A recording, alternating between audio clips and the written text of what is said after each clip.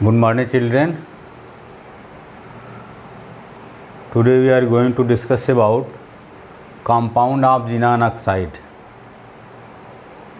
like XeO3 xenon trioxide का हम लोग प्रिपरेशन पढ़ेंगे, उसकी प्रॉपर्टी और स्ट्रक्चर जानने की कोशिश करेंगे।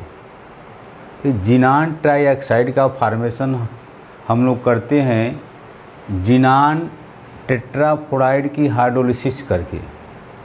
When hydrolysis of xenon hexafluoride to form xenon trioxide. जब XeO4 को वाटर के साथ हाइड्रोलिसिस करते हैं तो xenon ट्राईऑक्साइड का फॉर्मेशन होता है।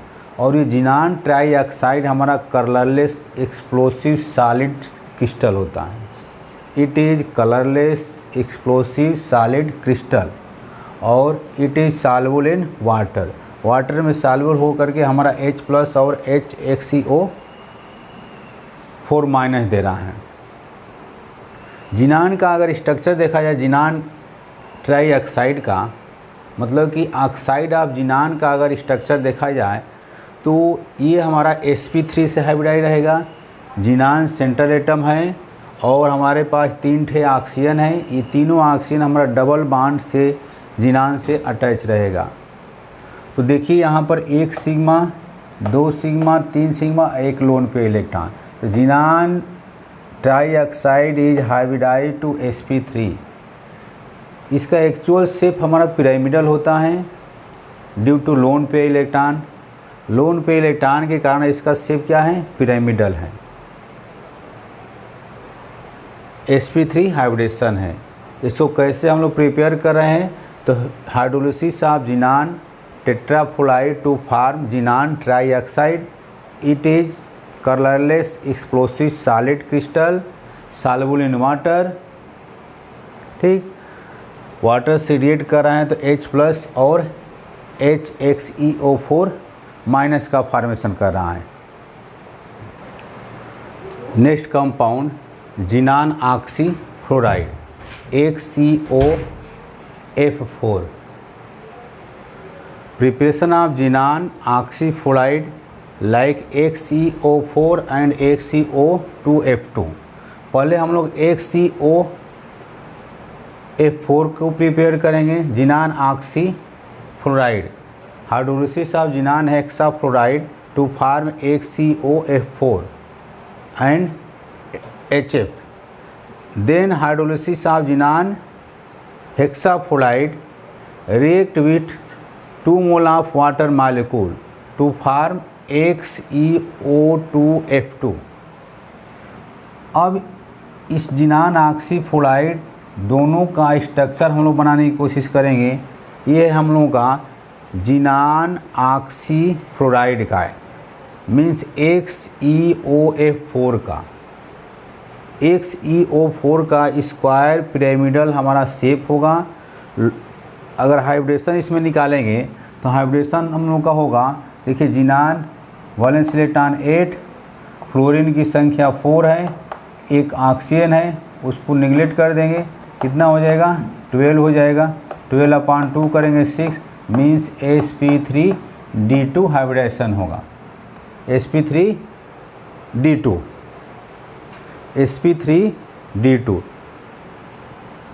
स्क्वायर पिरामिडल शेप हो जाएगा, स्क्वायर पिरामिडल शेप। जबकि sp3d2 का जो रेगुलर ज्योमेट्री होगा ऑक्टाहेड्रल होगा, लेकिन लोन पे इलेक्ट्रॉन के कारण इसकी ज्योमेट्री हमारी स्क्वायर पिरामिडल होगा।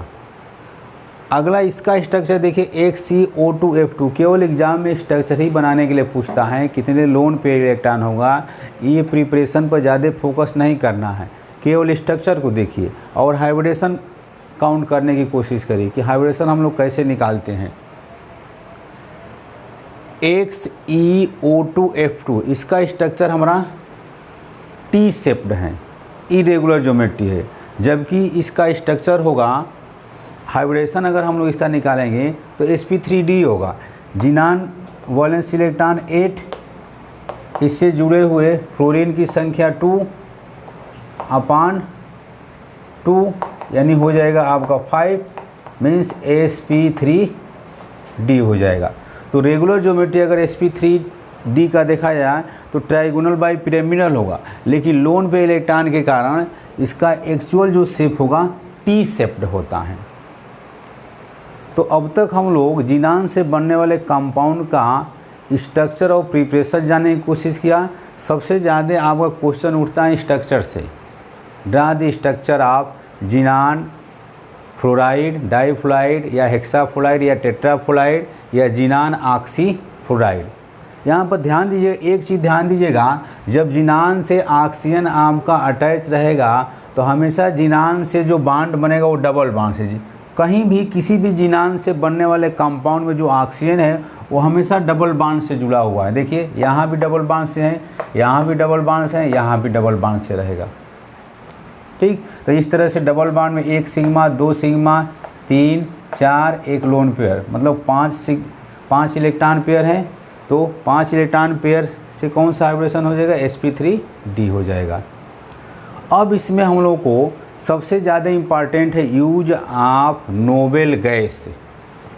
Use of noble gas, use of noble gas में ज़्यादा आपका यूज पूछता है हीलियम का, नियान का, आर्गन का। ठीक, तो यूज ऑफ नोबेल गैस में use of noble gas, helium का यूज। सबसे पहले हम लोग हीलियम का यूज देखेंगे।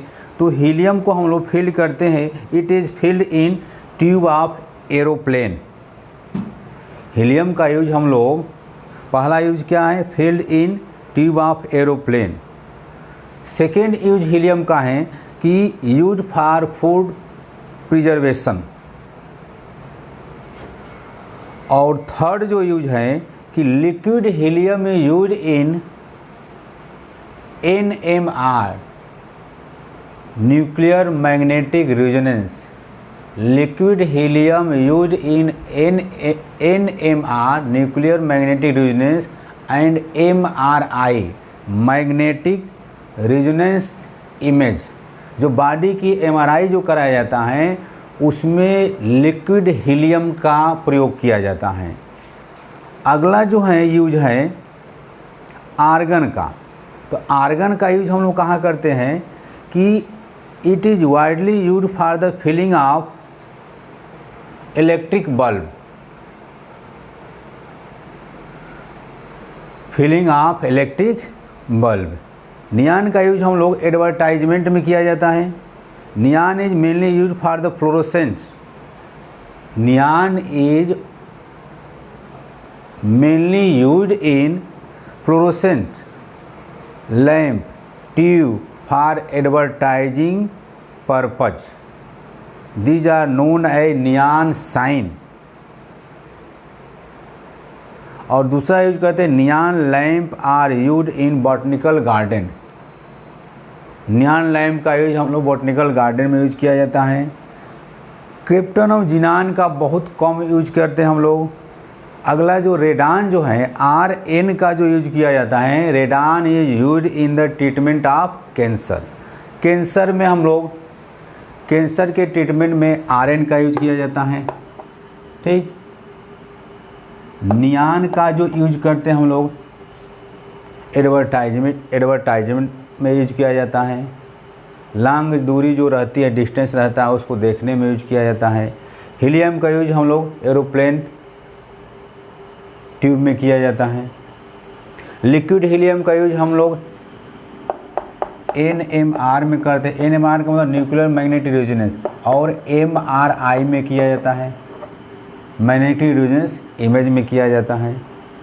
रेडान का यूज हम लोग ट्रीटमेंट ऑफ कैंसर में यूज किया जाता है। क्रिप्टन और जिनान का बहुत कम यूज हम लोग देखते हैं। तो इस तरह से हम लोग देखा कि नोबेल गैस का कहाँ कहाँ यूज किया जाता है। और एक क्वेश्चन ज़रूर इससे यूज ऑफ नोबेल गैस से ज़रूर पूछा जाता है। और दूसरा क्वेश्चन पूछा जाता है कि स्ट्रक्चर ड्रा करने के लिए जिनान से बनने वाले जो कंपाउंड हैं, लाइक XeF2 है, XeF4 है और XeF6 है, इन तीनों फ्लोराइड का जिनान से बनने वाले जो कंपाउंड हैं, इसका स्ट्रक्चर, हाइब्रिडाइजेशन, कितना लोन पे इलेक्ट्रॉन होगा, और जिनान ऑक्सीफ्लोराइड का भी स्ट्रक्चर पूछा जाता है, एक CO2F2 का और इसका। तो स्ट्रक्चर भी हम लोग जानने की कोशिश किया। उसके बाद नोबेल गैस का यूज भी हम लोग जानने की कोशिश किया कि कहाँ कहाँ नोबेल गैस का यूज हम लोग करते हैं। तो 18 ग्रुप के जितने मेंबर हैं और उससे बनने वाले जो कंपाउंड हैं उसको लगभग हम लोग फिनिश कर दिए। उसके बाद हम लोग ऑर्गेनिक केमिस्ट्री को पढ़ेंगे। अगले वीडियो लेक्चर में हम लोग ऑर्गेनिक हाइलो एल्केन और हाइलो एरीन के बारे में पढ़ा जाएगा। Thank you, have a nice day.